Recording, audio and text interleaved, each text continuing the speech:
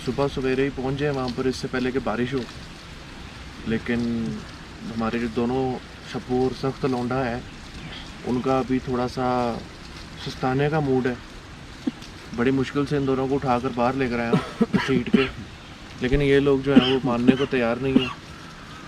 और अब देखो यहाँ से निकलते हैं तो इंशाल्लाह फिर और ज़्यादा अच्छे व्यूज़ आएंगे और ज़्यादा खूबसूरती देखने को मिलेगी और ज़्यादा ठंड देखने को मिलेगी इंशाल्लाह।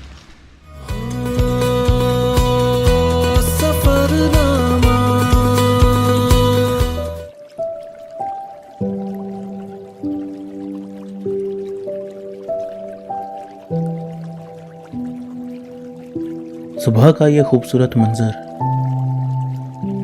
चिड़ियों का चहचहाना, बादलों में छुपे पहाड़ों से बहते ये चश्मे, खुदा की कुदरत कितनी हसीन और दिलफरेब है। इस जगह पर जो सुकून था वो लफ्ज़ों में बयान नहीं हो सकता।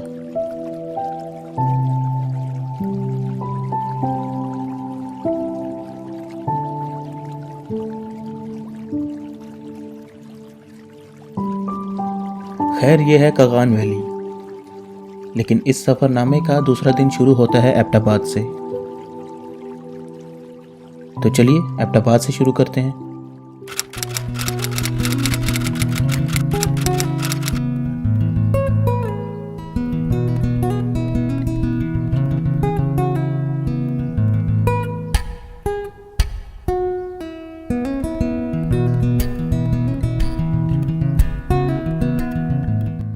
रात को ये अज़म करके सोए थे कि सुबह सवेरे उठेंगे और अगला स्टेज अगलोड में करेंगे, लेकिन थकावट के सबब मुर्गे की अजान और मोबाइल के अलार्म को इग्नोर किया।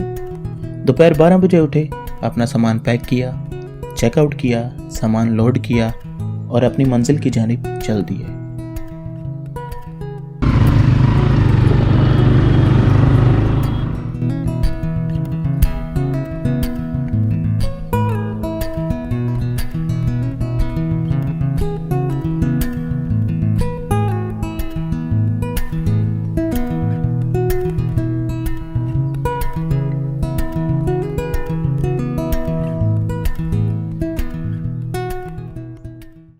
सफर में धूप तो होगी, जो चल सको तो चलो।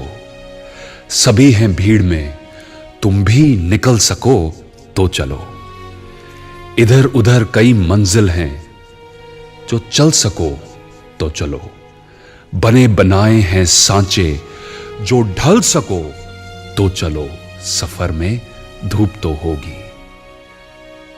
किसी के वास्ते कहां राहें बदलती हैं, किसी के वास्ते राहें कहां बदलती हैं।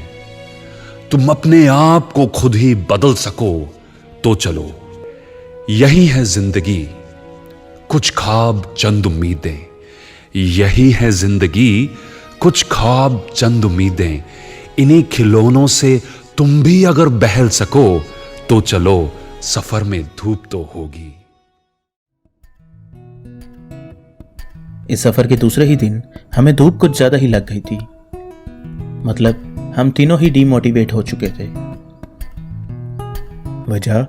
वजह थी बैक पेन। हमें यह तो पता था यह एक मुश्किल सफ़र होने वाला है, पर यह नहीं जानते थे कि अनकंफर्टेबल सीट्स हमें इतना डीमोटिवेट कर देंगी।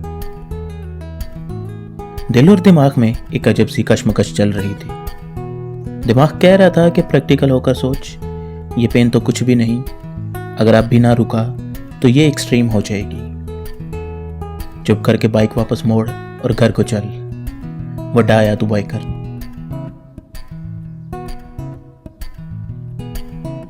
और जबकि दूसरी जानिब दिल की आवाज भी कानों तक रसाई कर रही थी। दिल चीख चीख के कह रहा था, 5 साल जिसका ख्वाब देखता रहा, लोगों के मोटो व्लॉग देख देख कर आहें भरता रहा, आज जब अपना वक्त आया तो डर कर भागने का सोच रहा है। वड्डा आया तू सख्त लौंडा। दिल और दिमाग की इस लड़ाई के दौरान सडन हमें एक तीसरी आवाज सुनाई दी।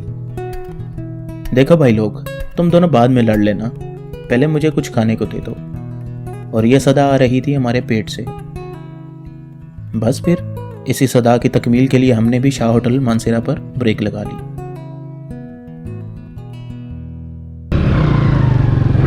न्यू शाहजी होटल पे कुछ नाश्ता पानी हो जाए, नाश्ते के लिए स्टे करने जा रहे हैं न्यू शाहजी होटल पे।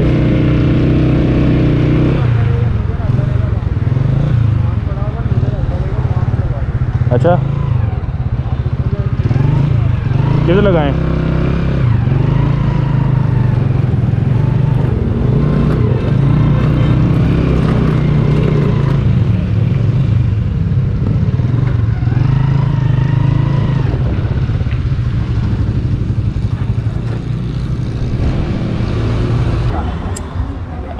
लो जी, एबटाबाद के बाद मानसेरा क्रॉस किया है और बालाकोट से पहले कोई शाहजी का एक होटल आता है, होटल में स्टे किया है। यहाँ पे नाश्ता करेंगे। आयातर के पास खाना, लेकिन हमारे लिए नाश्ता है। नाश्ता करने के बाद हम यहाँ से बालाकोट और नारायण में स्टे करने वाले हैं आज रात, और उसके बाद इंशाल्लाह सुबह जाएंगे। A few moments later. अस्सलाम वालेकुम जी, ये हमारे कुछ सीनियर सिटीजन्स हमें मिले हैं, लेकिन ये सीनियर सिर्फ दिखने में है, वैसे ये बहुत मोटिवेटेड और एक्टिव हैं। और क्योंकि हम यहाँ पे आके डीमोटिव हो चुके थे, थक चुके थे बाइक पे, लेकिन भाइयों ने हमें एक्टिव किया है और हमसे पहले ये कई टूर पाकिस्तान के कर चुके हैं और बड़ी ही शानदार इनके पास टिप्स एंड ट्रिक्स हैं। ज़रा टिप्स हैं जी। आपने बाइक पे सफ़र करना है तो ये ट्यूब लें, ये चिंची रिक्शे की या वो हैंड कार्ट जो होती है उसकी कार की ट्यूब ले, पुरानी ले ले तो ज़्यादा बेहतर है। उसकी ये नोज़ल चेंज करा लें, ज़्यादा बेहतर रहेगा। ना भी हो तो कोई फ़र्क नहीं पड़ता। हवा इसमें बस इतनी भरनी है, आपको थकावट नहीं होगी इससे। बाइक के ऊपर आके उसके ऊपर बैठ जाए, ये कपड़े का कवर इसमें डाल लें तो आप बिल्कुल ईजी रहेगी।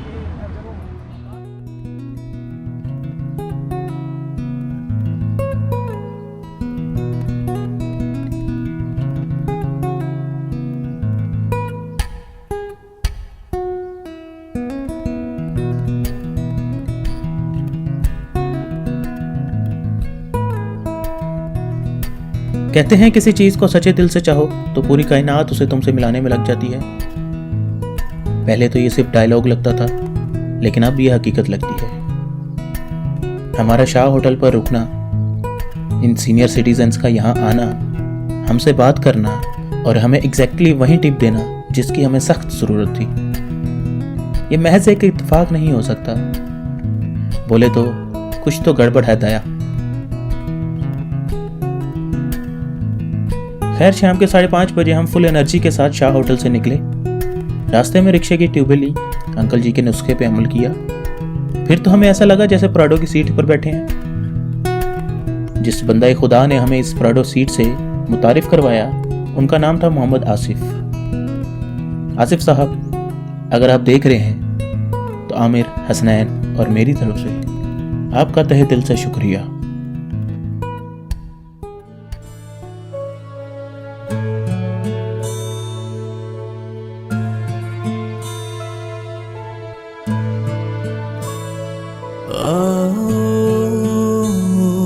चल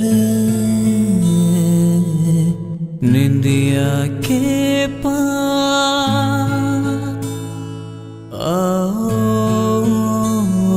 चल सोचों के पार। कोई जानता नहीं है